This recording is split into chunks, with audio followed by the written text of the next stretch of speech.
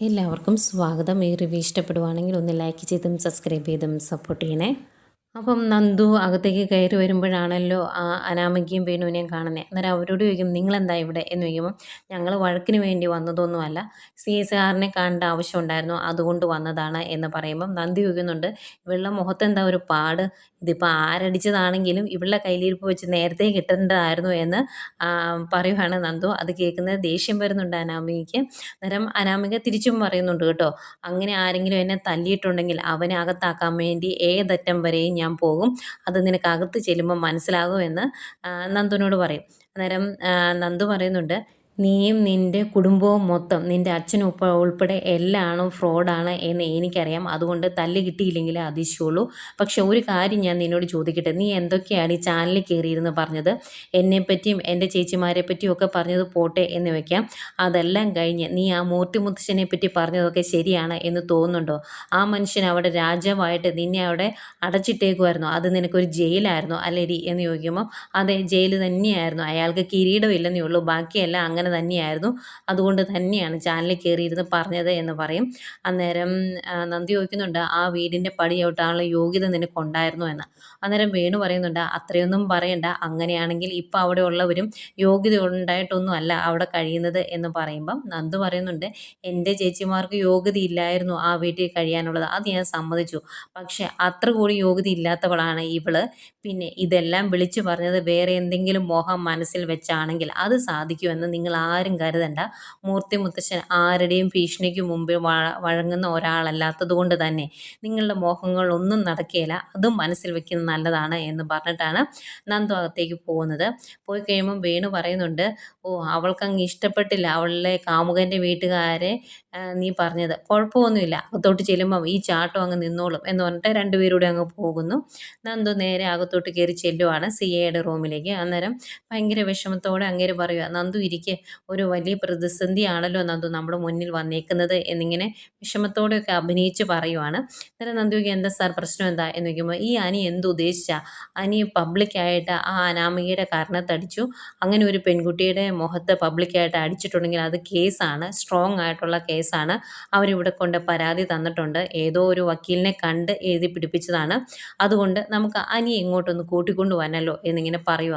അതെയും നന്ദുവിനാകെ വിഷമാകും. നന്ദു ചോദിക്കുന്നുണ്ട്, ഇതെങ്ങനെയെങ്കിലും ഒഴിവാക്കാൻ പറ്റുമോ സാറേ എന്ന്.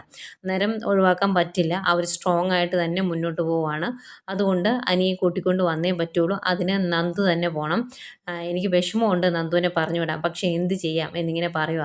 അന്നേരം റിക്വസ്റ്റ് ചെയ്യുന്ന പോലെ പറയുന്നുണ്ട് നന്ദു, എന്നെ വിടരുത് സാറേ, എനിക്ക് ഭയങ്കര ബുദ്ധിമുട്ടാണ് എന്നൊക്കെ പറയുമ്പം, നമുക്ക് നമ്മുടെ ഡ്യൂട്ടി ചെയ്തേ പറ്റുള്ളൂ, അവരിവിടെ ഇരിക്കുമ്പോഴാണ് SP സാർ എന്നെ വിളിച്ചത്, അപ്പോൾ അത്രയും SP സാറിനും താല്പര്യമുള്ള കേസാണ്, നമുക്ക് ഇതിനകത്ത് ഒന്നും ചെയ്യാൻ പറ്റില്ല നന്ദു, എന്ത് ചെയ്യാം, എനിക്കറിയാം നമ്മൾ തമ്മിലുള്ള വിവാഹം കഴിഞ്ഞു കഴിഞ്ഞാൽ ഇവരെല്ലാം ഞാൻ കാണേണ്ടവരാണ് എന്ന് എനിക്കറിയാം, പക്ഷേ നമുക്ക് നമ്മുടെ ഡ്യൂട്ടി ചെയ്തല്ലേ പറ്റുള്ളൂ, അതുകൊണ്ട് ഞാൻ അങ്ങോട്ട് റിക്വസ്റ്റ് ചെയ്യുകയാണ്, നന്ദു അനിയെ പോയി കൂട്ടിക്കൊണ്ട് വരണം, പിന്നെ അറസ്റ്റ് ചെയ്ത് പിടിച്ചു വലിച്ചുകൊണ്ട് വരാനൊന്നും അല്ലല്ലോ പറയുന്നത്, നയത്തെ കൂട്ടിക്കൊണ്ട് പോവാ എന്നൊക്കെ ഇങ്ങനെ പറയുവാണ്. വേറെ നിവൃത്തിയില്ലാണ്ട് ശരി സാർ എന്ന് പറഞ്ഞ് നന്ദു പുറത്തേക്ക് ഇറങ്ങി പോരുന്നു. എന്നിട്ട് നന്ദുവിന് വിഷമാട്ടോ.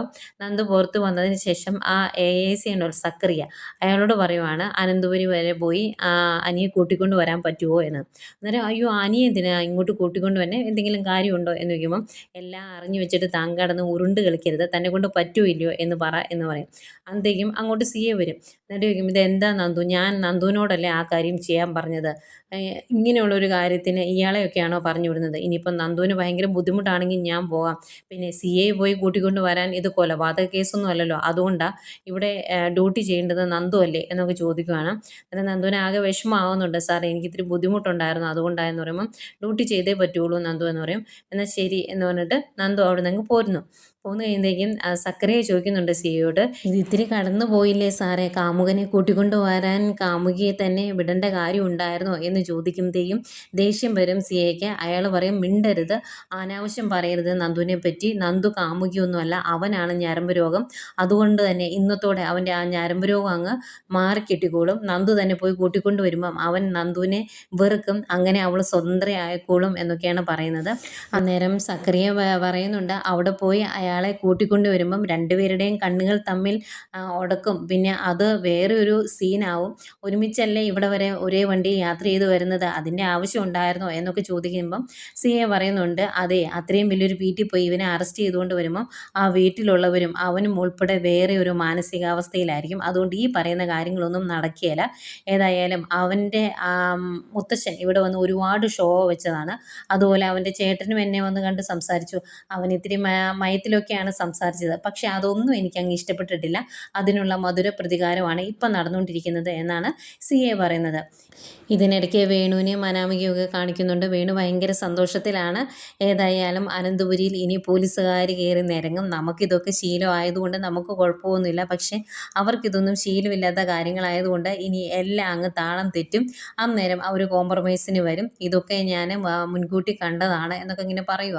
അന്നേരം രേവതി പറയുന്നുണ്ട്, ഇതിൻ്റെ പേരിൽ ആ പോലീസുകാരിയും കൂട്ടുകാരും നമ്മൾ ഇനിയും കയറി തല്ലുവോ എന്ന് ചോദിക്കുമ്പം അനാമിക പറയുന്നുണ്ട്, തല്ലിക്കോട്ടെ, തല്ലിക്കൊന്നോട്ടെ, എങ്കിലും അവനെയും അവൻ്റെ കുടുംബത്തെ നാറ്റിക്കാൻ കിട്ടുന്ന അല്ലെങ്കിൽ നശിപ്പിക്കാൻ കിട്ടുന്ന ഒരവസരവും ഞാൻ വേണ്ടെന്ന് വെക്കില്ല എന്ന് അനാമിക പറയുമ്പം വേണു പറയുന്നുണ്ട്, ഇങ്ങനെ ഒരു മനസ്സാ മോളെ വേണ്ടത്, അല്ലാതെ പേടിച്ച് നമ്മൾ നിന്നിട്ടുണ്ടെങ്കിൽ നമുക്കൊന്നും ചെയ്യാൻ പറ്റത്തില്ല.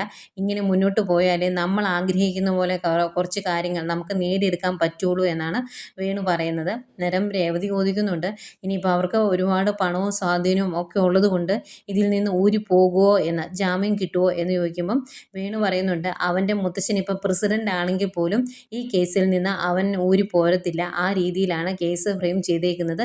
ഇതിൻ്റെ അകത്ത് അവർ ഇത്തിരി വെള്ളം കുടിക്കുമെന്ന് പറയുന്നു. അതിൻ്റെ സന്തോഷത്തിലാണ് 3 പേരും. പിന്നെ ഇതിനിടയ്ക്ക് നന്ദുവിനെ കാണിക്കുന്നുണ്ട്. നന്ദു വണ്ടിയിൽ പോരുമ്പോഴും ആകെ വിഷമാണ്. അതുകൊണ്ട് ഇടയ്ക്ക് വണ്ടി നിർത്തി പുറത്ത് ഇങ്ങനെ വിഷമിച്ച് നിൽക്കുന്നുണ്ട്. എന്ത് ചെയ്യും എന്നോർത്ത് അവിടെ ചെന്ന് അറസ്റ്റ് ചെയ്യാൻ ഒട്ടും മനസ്സില്ല നന്ദുവിന്. ഈ സമയം അനന്തപുരിയിൽ അനിയോട് ഭയങ്കര സ്നേഹത്തിലാണ് ജലജ. എല്ലാ കറികളും ഉണ്ടാക്കി വെച്ച് വിളമ്പി കൊടുത്ത് നിർബന്ധിച്ച് കഴിപ്പിക്കുവാണ്. അന്നേരം ഇത് കാണുന്ന അഭി ചോദിക്കുന്നുണ്ട്, അമ്മയ്ക്ക് എന്താ ഇന്ന് അവനോട് ഇത്ര സ്നേഹം എന്ന്. അന്നേരം ജലജ പറയുന്നുണ്ട്, ഇവനിങ്ങനെ അലഞ്ഞു തിരിഞ്ഞ് നടക്കുമല്ലേ, അതിൻ്റെ കൂടെ കണ്ടവരുടെ തല്ലും മേടിക്കും. ഇതിപ്പോൾ ആകെ ക്ഷീണിച്ച് മെലിഞ്ഞു പോയി, കണ്ടാൽ പോലും അങ്ങ് മനസ്സിലാകില്ല, ആ രീതിയിലായി പോയില്ല. അതുകൊണ്ട് ഇവൻ നന്നായിട്ട് ഫുഡൊക്കെ കഴിക്കട്ടെ, അതിനു വേണ്ടിയാണ് ഞാൻ നിർബന്ധിക്കുന്നത് എന്ന് പറയുമ്പം ആദർശ് പറയുന്നുണ്ട്, അവൻ മെലിഞ്ഞു പോയി, അത് സത്യമാണ്. പക്ഷേ അപ്പച്ചി ഇപ്പം കാണിക്കുന്ന ഈ സ്നേഹം അങ്ങ് മനസ്സിലാകുന്നില്ല എന്ന് പറയുക കേട്ടോ. അന്നേരം അതൊന്നും നിങ്ങൾക്ക് പറഞ്ഞാൽ മനസ്സിലാകുകയില്ല, അവൻ ക്ഷീണിച്ചിരിക്കുന്നത് കണ്ടില്ലേ, അതുകൊണ്ടാണ് എന്ന് പറഞ്ഞിട്ട് പിന്നെയും നിർബന്ധിച്ച് കഴിപ്പിക്കുക. അന്നേരം നവ്യ ചോദിക്കുന്നുണ്ട് അബിയോട്, നിൻ്റെ അമ്മയ്ക്ക് എന്താടാ പറ്റിയത് എന്ന്. അന്നേരം എനിക്കറിയത്തില്ല എന്ന് പറയുന്നു. എന്നിട്ട് ജലജ ഇങ്ങനെ നിർബന്ധിച്ച് കഴിപ്പിക്കുന്ന കാണുമ്പം നവ്യ പറയുന്നുണ്ട്, അതേ, വാരി കൊടുക്കുന്ന സമയമൊക്കെ കഴിഞ്ഞു, അവന് വേണമെങ്കിൽ അവൻ കഴിച്ചോളും എന്ന് പറയുന്നുണ്ട്. അന്നേരം ഈ ജലജയുടെ പ്രകടനം കാണുമ്പം നയന അവിടെ നിന്നിങ്ങനെ മനസ്സിലോർക്കുക, എന്തോ പ്രശ്നമുണ്ടല്ലോ, അതിൻ്റെ ഭാഗമായിട്ടാണല്ലോ ഇവരിങ്ങനെ അഭിനയിച്ച് തകർക്കുന്നത് എന്ന്. അതിനിടയ്ക്ക് അഭി മനസ്സിൽ ഓർക്കുന്നുണ്ട്, ഏതായാലും ഇനി ഇവനെ വയറ് നിറച്ച് ഭക്ഷണം കഴിക്കാൻ പറ്റും എന്ന് എനിക്ക് തോന്നുന്നില്ല, അതുകൊണ്ട് നന്നായിട്ട് അങ്ങ് കഴിക്കട്ടെ, ഇനി ചിലപ്പോൾ സാധിക്കുന്ന കാര്യമല്ലല്ലോ എന്നൊക്കെ അഭി മനസ്സിൽ ഓർക്കുന്നുണ്ട്. ഈ സമയമെല്ലാം നന്ദു വിഷമിച്ചിങ്ങനെ റോഡിൽ നിൽക്കും കേട്ടോ. അനന്തപുരിയിലേക്ക് എങ്ങനെ വരും, എങ്ങനെ അനിയെ അറസ്റ്റ് ചെയ്യും എന്നൊക്കെ ഓർത്ത്. അന്നേരം CI എത്തിയോ, അറസ്റ്റ് ചെയ്തോ എന്നറിയാൻ വേണ്ടി ഇടയ്ക്കിടയ്ക്ക് വിളിക്കുന്നുണ്ട് നന്ദുവിൻ്റെ ഫോണിലേക്ക്. ഏതായാലും അന്നേരം ഒരു കോൺസ്റ്റബിൾ ഇറങ്ങിയിട്ട് പറയുന്നുണ്ട്, സാറിൻ്റെ ഫോണിലേക്ക് കുറേ നേരമായി CI സാറ് വിളിക്കുന്നത്, ഇനിയും എടുത്തില്ലെങ്കിൽ എന്നെ വിളിക്കും, നമുക്ക് അനന്തപുരിയിലേക്ക് പോകണ്ടേ എന്ന് ചോദിക്കുമ്പം നന്ദു പറയുന്നുണ്ട്, ഞാൻ ഒരുപാട് ഇഷ്ടത്തോടെയാണ് ഈ യൂണിഫോം ഇട്ടത്, പക്ഷേ ഇപ്പോഴത്തെ ഓരോ അവസ്ഥ കാണുമ്പം എനിക്ക് ഈ യൂണിഫോം ഒരു ഭാരമായിട്ട് തോന്നുവാണ് എന്നൊക്കെ പറയുമ്പം ഞാൻ എന്താ സാർ ചെയ്യേണ്ടത് എന്ന് ചോദിക്കും. അന്നേരം കുഴപ്പമില്ല, നമുക്ക് അനന്തപുരിയിലേക്ക് തന്നെ പോകാം എന്ന് പറയുവാണ്.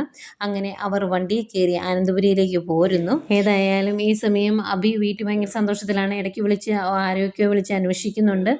അവിടുന്ന് അനിയെ അറസ്റ്റ് ചെയ്യാൻ വേണ്ടി ആൾക്കാർ പുറപ്പെട്ടോ എന്നൊക്കെ അറിയാനുള്ള വിളിച്ച് ചോദിക്കുന്നുണ്ട്. അന്തിക്കും ജലജ വന്നിട്ട് അഭിയോട് ചോദിക്കും, എടാ, ഇതുവരെ നന്ദു അവിടുന്ന് പുറപ്പെട്ടില്ല അവനെ അറസ്റ്റ് ചെയ്യാൻ എന്ന് ചോദിക്കുമ്പോൾ, ഉണ്ടമ്മേ, അവൾ ഇവിടെ വന്ന് അവനെ അറസ്റ്റ് ചെയ്യുക തന്നെ ചെയ്യും. ഏതായാലും ഇനി ഈ വീട്ടിൽ ആകെ ബഹളമായിരിക്കും.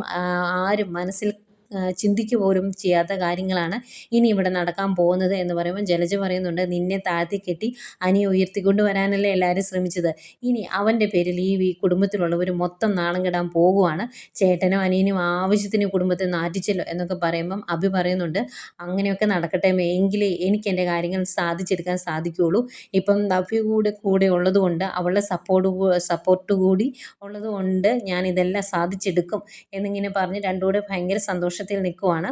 അതുപോലെ ഇവരിങ്ങനെ സംസാരിച്ചുകൊണ്ട് നിൽക്കുന്നതായിരിക്കും പോലീസ് ജീപ്പ് കയറി വരുന്നുണ്ട്. അതാരാണ് എന്നോർത്ത് ഓടിപ്പോയി നോക്കുന്ന അനിയൻ കാണിക്കുന്നുണ്ട്. അങ്ങനെ നിൽക്കുന്ന അനിയെ കാണിച്ചുകൊണ്ടാണ് ഇന്നത്തെ എപ്പിസോഡ് അവസാനിക്കുന്നത്.